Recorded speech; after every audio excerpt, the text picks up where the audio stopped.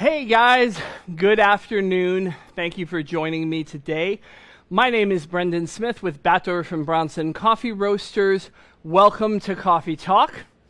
If you're just joining us, we really appreciate you being here. Today we're going to do a little home brewing demo using pour-over brewers. So I've got a few pour-over devices in front of me right here. I'm going to go through each of them, talk about what makes them special, what makes them different, why you might use one or the other, and then we're going to go through just a little bit of technique. All right? So if you're just joining us, please like and share the stream. We really appreciate you letting other people jump in. We're going to get into the brewing in just a minute, but somebody who shares the stream today is going to win a coffee brewer. So we're going to give away a pour-over brewer to somebody that shares the stream today. And you know what? How about this? We'll give away the brewer, we'll give you the filters you need for the brewer, and we will give you a bag of freshly roasted coffee.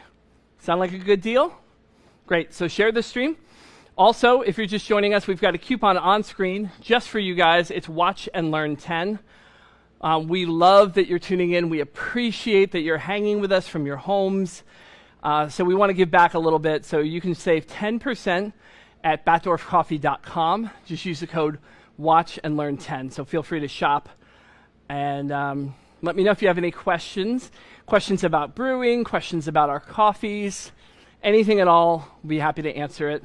And or one of our lovely assistants will be happy to answer any questions that you have, okay? And I'll check periodically. I am by myself today in the studio. My wife is with me sometimes, but today it's just me. We've got Josh, though, over in Olympia hanging out with us and answering questions. So we appreciate that. But I'm going to check on the phone from time to time just to see if anybody has questions, okay? Great. So let's get started. First things first, what is pour-over coffee? And why should you do pour-over coffee? The beautiful thing about, hey, what's up, buddy? We are live right now, exclamation point. Please join us. Cool, we got people messaging in about the broadcast. This is live, we're just having fun, just being loose.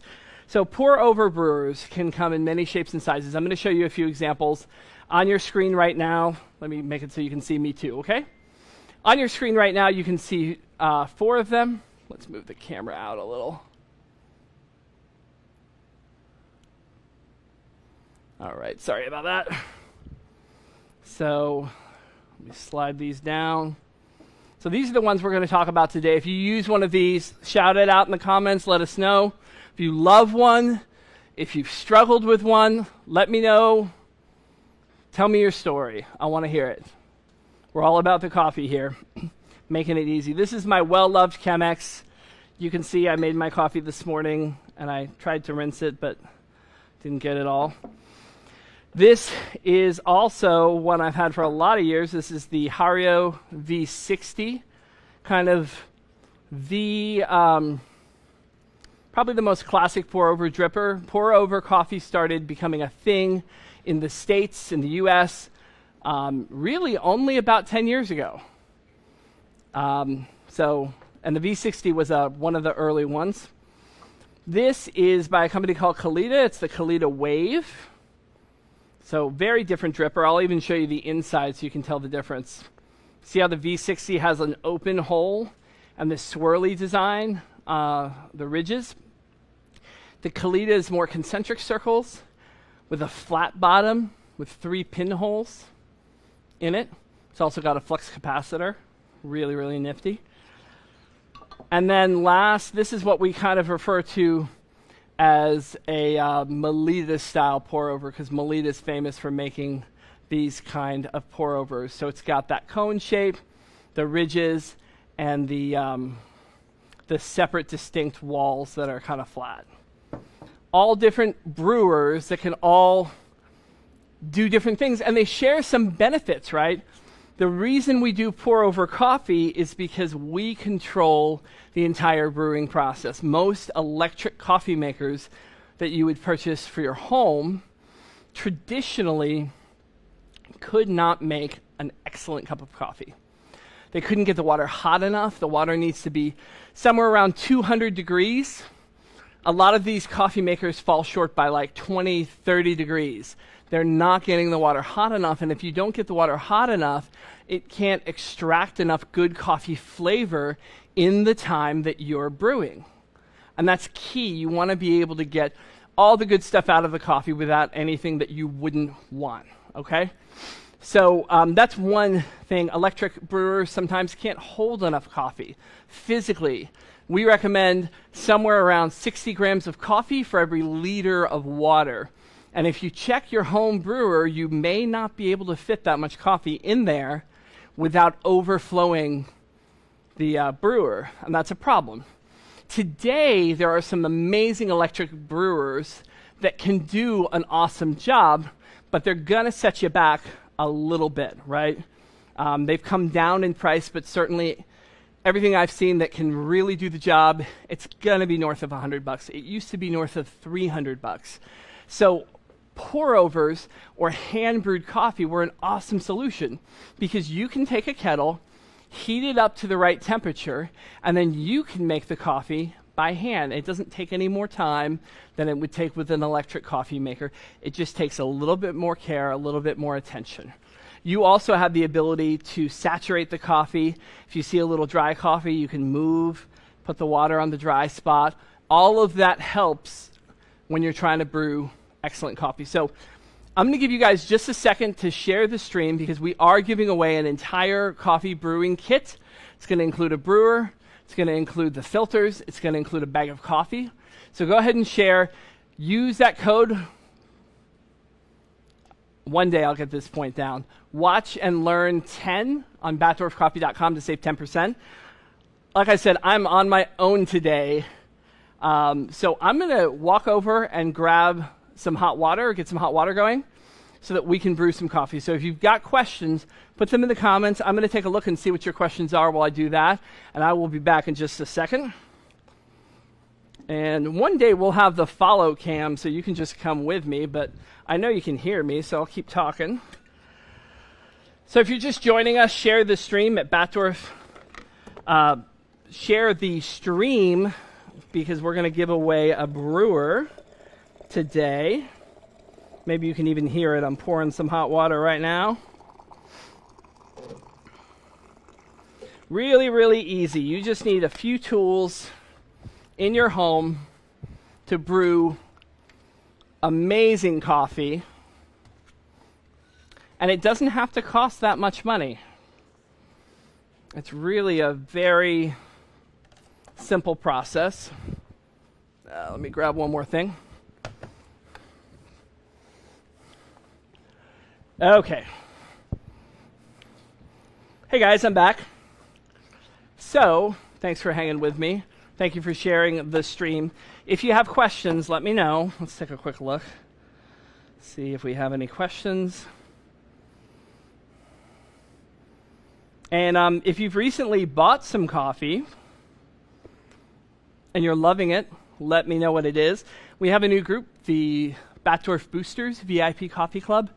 You can join that. We just started that just over a week ago. There's like 155 people that are in there, so jump in. It's a great place to talk coffee. Let's see.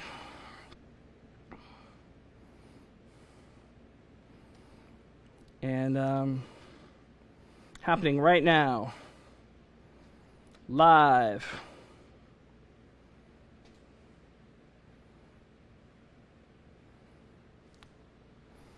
All right, I think we're rolling, hopefully. All right, I will check back on that momentarily. What did I do? Okay, so let's get back to the brewing, because that's what everyone's here for. So these are your brewers. These are the most popular ones. The first thing I want to talk about is what makes each brewer unique. what makes them different, and then we're going to talk about how they're the same, okay? So I'm going to start here with the Chemex. Chemex is actually an invention by a German-born American scientist out of New York. In the early 40s, he invented this. 41 or 43, I always get that wrong. And it's beautiful. It's classic. You can find it in some old Americana movies, TV shows, things of that nature. They've got one in the Museum of Modern Art. It's an awesome brewer, and you can see it's both the brewer and the server all in one. So that's really great. I love it because it produces a really clean cup. That has a lot to do with the filters. They're very thick. They filter out a lot of impurities. So if a French press isn't for you, this is kind of a little bit of the opposite. It's much, much cleaner, but it does get, the coffee does spend a lot of time in the suspension, so it pulls a lot out. Great brewer. Chemex, I like to brew a little coarser. This one is the V60.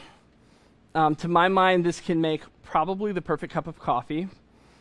It is simple. It comes in all different configurations, sizes, materials.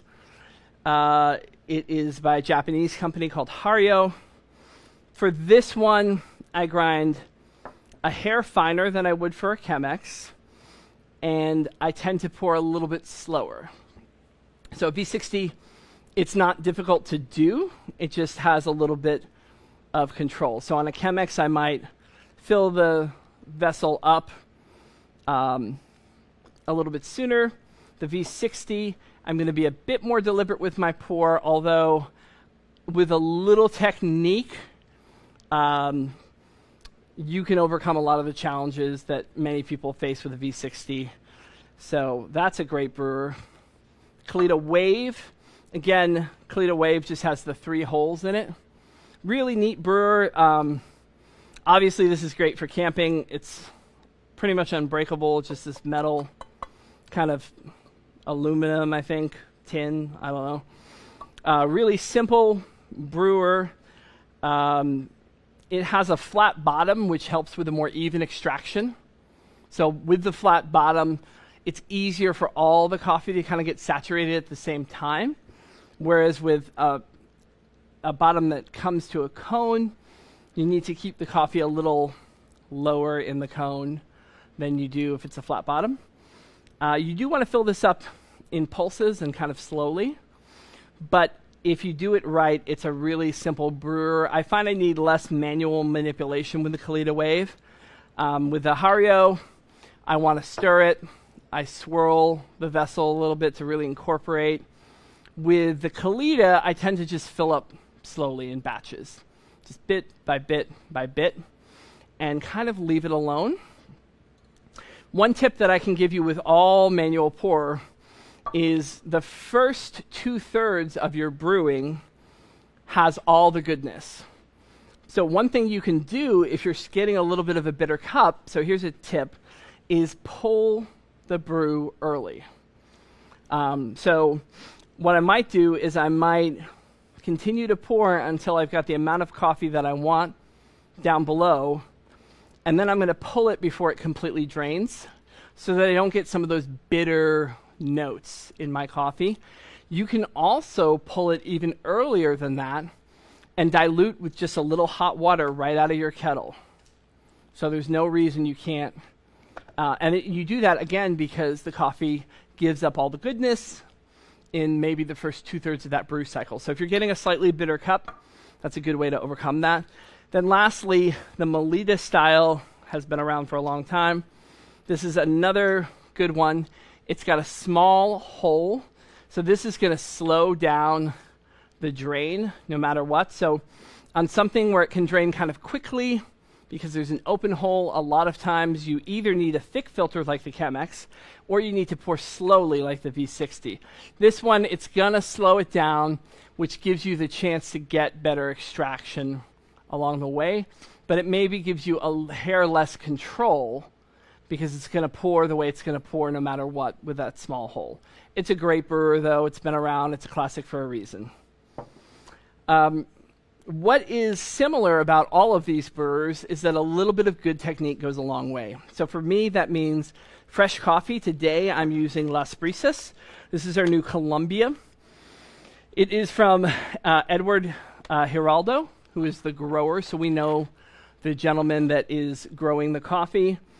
Tasting notes are citrus, cocoa, and honey. This is an amazing coffee. It's beautiful. It's bright. It's got that cocoa-y kind of finish to it. The honey sweetness, like this dark sweetness that's rich and full, but it still feels like a lighter coffee to me where I could drink it all day. I don't get tired of it, you know? So I love Las Brisas. It's a staff favorite. And the first thing I want to pay attention to is using freshly roasted coffee. All our coffee is roasted to order. Anything you order today, we roast the next roasting day, which is tomorrow, and we would ship it to you tomorrow. Don't forget the coupon code on screen, 10% off.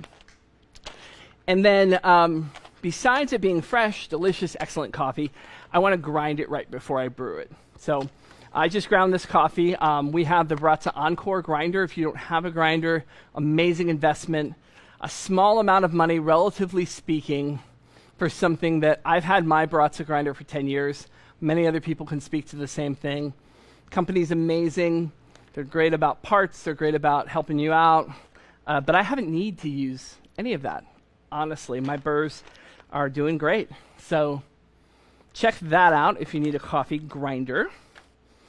And of course, we have our Airscape containers, which you can buy as well, that keep stuff nice and airtight. Little thing in there. Pull it out. Push it in. It pushes all the air out. Close it, and you can't pull it out. It's nice and secure. Get these on our website. If you keep your coffee in airtight containment, away from heat, light, and moisture, not your fridge, not your freezer, just in the cupboard, in something like this that's really pushed the air out, it's going to last a lot longer. We did an experiment a few weeks ago. We took coffee that was 3 weeks off roast, 3 or 4 weeks off roast, in a bag that was left open, kind of like if you just kind of open it and then you maybe loosely fold it and stick it on your kitchen counter, versus 5-month-old coffee, which we do not recommend, even if that's what you find in the grocery store. We believe fresh is the way to go. Have your coffee within a few weeks of roast. But I took some of our coffee that was 5 months off roast, but left completely sealed. And let me tell you, the 5-month-old coffee that was completely sealed beat the pants off of the 4-week-old coffee that was left kind of casually opened on a kitchen counter. So definitely seal up your coffee. It will mean it'll stay fresher a lot longer. So those tips apply to everything. What questions do you guys have? Hit me up if you have any questions. Let's take a look here. And we're going to brew some coffee. And don't forget, we're going to give away a whole system to somebody that is tuned in right now. So let's look at this live stream going on. There we go. Awesome. Thank you, Walt. Thank you, Scott. Erica, welcome. Grind settings on the Encore for the V60. If you look up, Baratza has grind setting charts specifically for different brewers, including the V60. Let me see if I can pull that up for you. Give me 1 second. That's a good question. So, if you look up Baratza grinder settings, now grind settings are not a they're not a static thing, okay? So don't be fooled into thinking they're set it and forget it, but let me see if I can share this with you.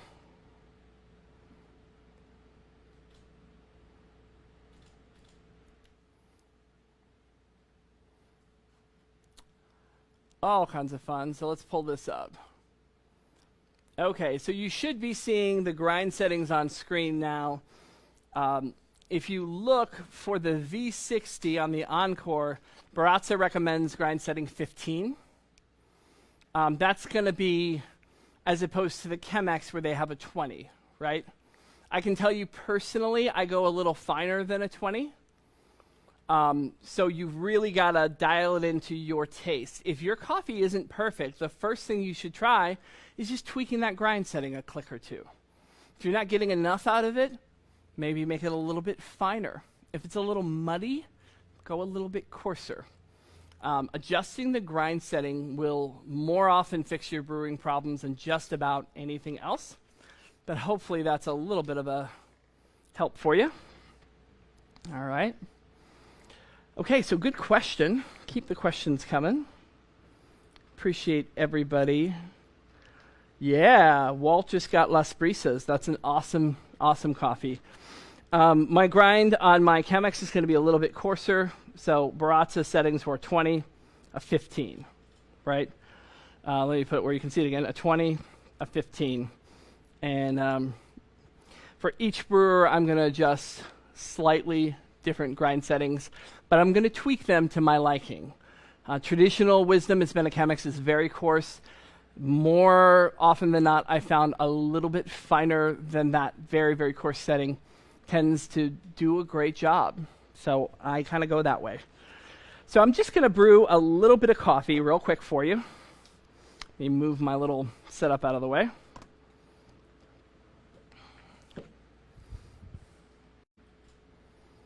Okay, so I'm going to brew in my Chemex here. I did grind some coffee for both the Chemex and the V60, and I'll show you the difference. They're pretty close. They're pretty close. Like I have to look twice to tell which one's which. So more often than not, I've found, let me put it, you can see me too. Hey friends. I found that by grinding somewhere in that either just coarse of medium or just finer than medium, you're usually in the right range. So the first thing I'm going to do with any coffee is I'm going to pour a little hot water. And I do that for two reasons. One is because I'm told that you may get some of the paper taste in the cup. To be honest, I don't taste it, and others don't as well. However, why risk it, kids? Number two, and more importantly, I rinse to warm the vessel. Anything that you're brewing in that gets hot has the potential to steal the water's heat.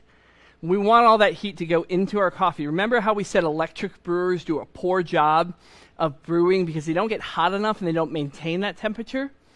If you use a cold vessel to brew in, that vessel's going to get hot. And then the water won't be hot enough to extract your coffee optimally. So preheat everything. That's a tip. It doesn't matter how you're brewing. Preheat everything if you can, and you'll get a better result. So I'm always going to preheat. I also like the way it sort of allows my filter to conform to my vessel. So there's several reasons to do it. Even if you don't think that there's a paper taste issue, it's still worth not skipping that step. So I'm going to discard that water, my maybe paper. Should I drink this? Let me know if I should drink the water and tell you if it tastes like paper. I love you guys, so I'm willing to do things. This is like Fear Factor, Batdorf edition, Brendan edition, which is to say it's not very scary, but it's a little scary. All right, so I'm going to take my coffee. Ratio is really important. Remember, we said your home brewer sometimes can't even physically hold enough coffee. Pour-over brewers are awesome because you can put the right amount of coffee. You can put water that's hot enough. The only downside here is that you can't make coffee for Thanksgiving morning in one shot, in a pour over. Your Chemex holds a little bit more than some of the other ones, but I don't recommend making enough coffee to fill this bad boy up. The more coffee that you make at one time, the harder it is to get even extraction. If you're making smaller amounts, and this includes in your electric brewers, you'll have a better chance of getting good extraction. Even in my Tecton Mocha Master at home, I'm pulling the lid off that thing and stirring the grounds up to try to really make that extraction even. So keep that in mind. So on this Chemex, I'm putting it on my scale.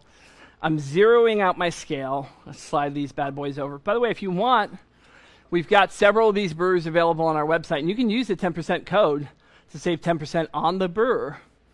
Also, if you buy a bag of our Dancing Goats blend with your brewer is a hard word to say over and over again, I've just learned. If you buy our Dancing Goats blend with your Chemex, you'll automatically get 25% off the coffee in the cart. And that's one of our favorite coffees, certainly our most popular blend. We love it. All right, so I'm going to pour the coffee in here, 25 grams of coffee.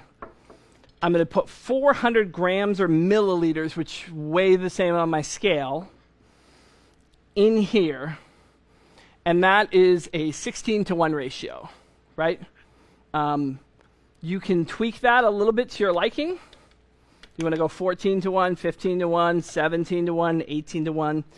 Just keep it in somewhere in that general range. Again, 60 grams for every liter is a good way to think about it as well. So now we're going to, I usually set a timer, but you know what? We may not do that at home. So the first thing I'm going to do is I'm going to pour twice as much water on the coffee as I put in here to start with. So I put 25. I'm going to shoot for 50.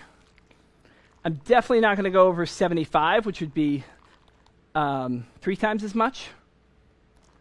But I want to get all of the coffee so it's just barely wet. So I just want to wet this coffee.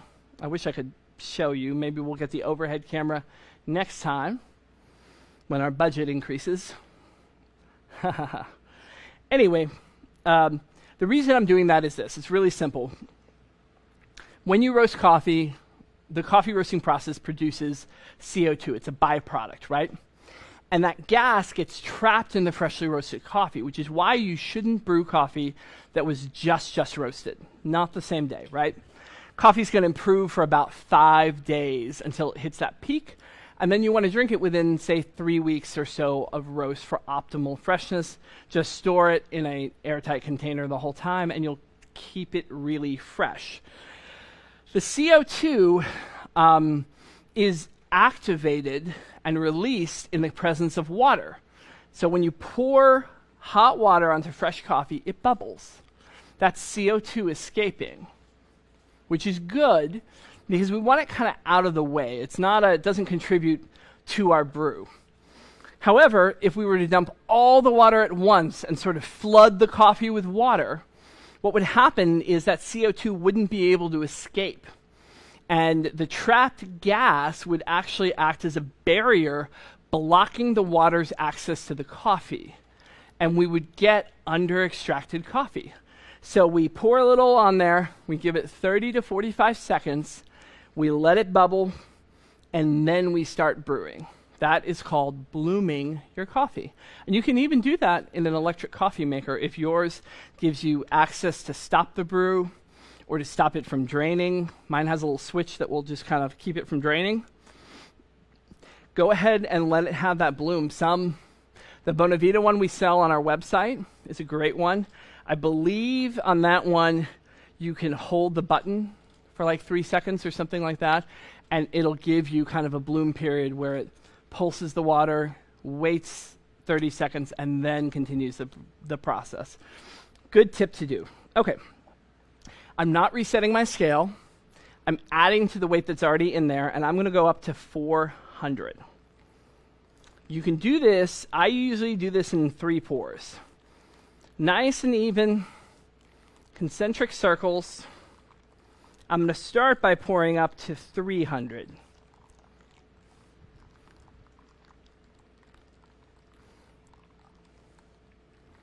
All the way up. I'm going to fill most of my cone. Again, the Chemex has a thick filter, so it's going to hold that water back a little bit longer. I think of it as a hybrid between like a French press, which is full immersion, and something like the Hario V60, which is a straight pour through. Say hi to our friend Chris from the Penny Hoarder, who's joining us filming. No, that's fine, man. If you don't follow the Penny Hoarder, follow them. There'll be a little story about what we're doing today, so we appreciate them. So now I've got the 300 grams in. What I'm going to do now is I'm going to take the vessel by the throat, and I'm going to give it a little swirl. Just a little swirl in action, maybe the other way just for good measure. And the reason I'm doing that is because I want to allow all the coffee into the bed. All the coffee should be in the bed so that the water has equal access to all of it. This tip applies also to your V60. So Walt, you want to swirl that V60, that's going to give you a similar result. Really, we just want as flat a bed as possible, knowing that all the coffee is evenly extracted. Now we let it drain down a little bit. We don't have to wait till it's all the way done. But when I let it go for a bit, because again, I want to give this water as much access to the coffee as possible, I'm going to finish up with my last 100 grams, or milliliters. Again, they weigh the same on the scale, so you don't have to change it. And that's it. Now, you could do one little swirl for good measure, but I'm going to leave it alone because now I don't want to push the coffee grounds around. I want them all to sort of settle down flat. And I'll show you this after it's done draining. Again, if you wanted to pull this at 350 and pour 50 grams of hot water in, that would be one way of sort of avoiding any unpleasant notes that might come out at the very end. I find the Chemex cleans things up so nicely that I don't usually do that, but you absolutely can, and depending upon the coffee, you may like to. Experiment at home and tell me what you did. Don't forget to join our Batdorf Boosters VIP Coffee Club. We are doing discounts and specials and giveaways there, so we would love you to join us. And if you're sharing the stream, we're going to give away a complete brewing system to somebody. All you have to do is share the stream today, and you could be the winner of one of these pour-overs with the filters and some coffee to get you started. Everybody else, batdorfcoffee.com, 10% off your entire order using the code WatchAndLearn10. Let me look and see if we've got any more questions. And we'll taste some coffee. Thank you so much, everyone, for tuning in. Really appreciate it.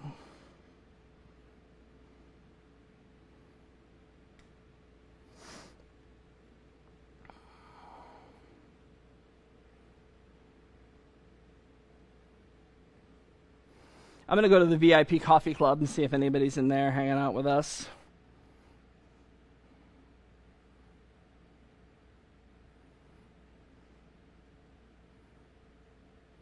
All right. I see some comments in there.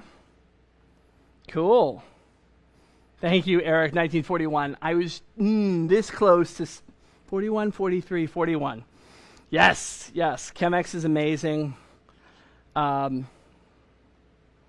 Love it. Love it. This is just draining out. And let me grab that cup. Hang on one second.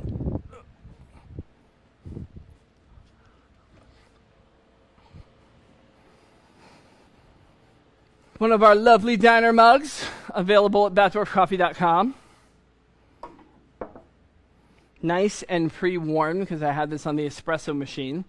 By the way, if you didn't see, Josh and Ben had an awesome video on espresso at home this morning that's posted to our pages, so check that out.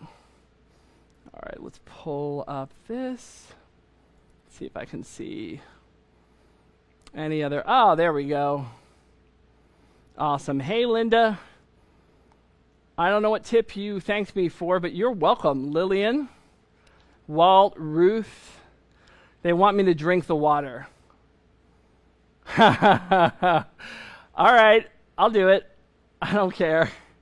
Eric loves his diner mug. I'm going to keep the chat up. I don't need to see my face. I'm going to keep the chat up for a minute. So if you chat now, I can see it. All right, guys, let's do it. This is my filter paper water.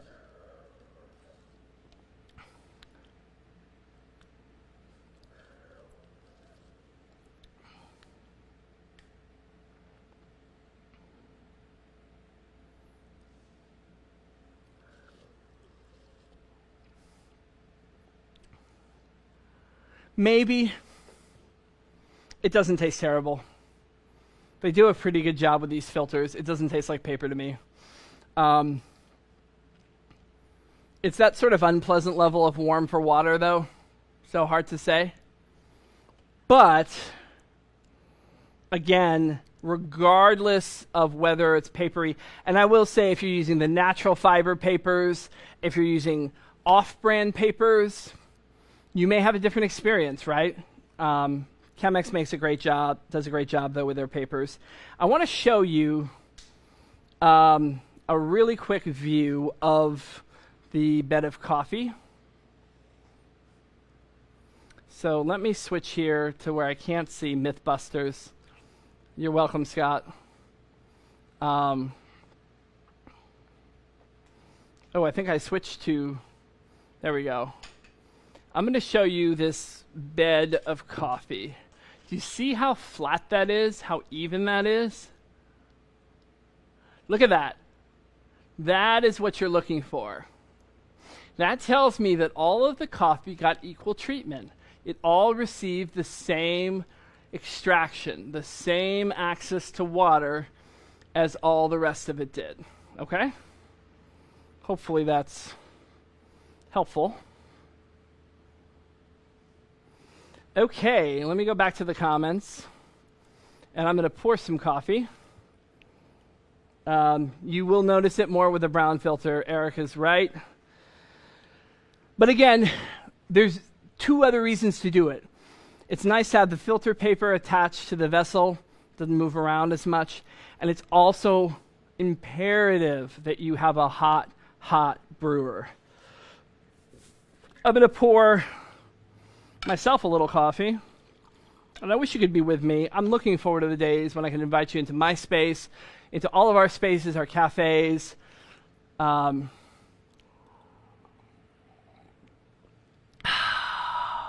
Yeah, the little swirl. I do it without thinking about it, right? The little swirl just pulling. I think of it as blending the entire extraction. This, again, falls under the, it doesn't hurt, and I like it. It's part of my ritual. Sometimes if I'm in the kitchen, I hold it up to the sunlight and admire it for its beauty. This is an amazing cup, guys. It's clean, it's balanced, it's sweet. I think Las Brisas never tastes better than it does right now. By the way, our friends at Chemex are understandably shut down right now. So they are not manufacturing at the moment, taking a little break to take care of the health and safety of their team. So Chemex filters have been hard to find. We were out for a minute, but we are back in stock. So if you need a Chemex and you need to buy a box of filters, you can get them, again, from our website. Let me put it back up so I can see you, so I can see me. batdorfcoffee.com. You can buy, and if you buy the Chemex and a bag of our Dancing Goats, you'll get 25% off the coffee. Otherwise, buy the Las Brisas is a great one. You can save 10% on the entire purchase. Watch and Learn 10, and then post a picture in the Batdorf Boosters group. We love sharing coffee. We love making memories with you. We appreciate you tuning in. Josh and Ben are on every morning, 9 a.m. if you're on the West Coast, noon if you're in the Eastern time zone, somewhere in between for everyone else. So please tune in for that. They've got some exciting things coming up.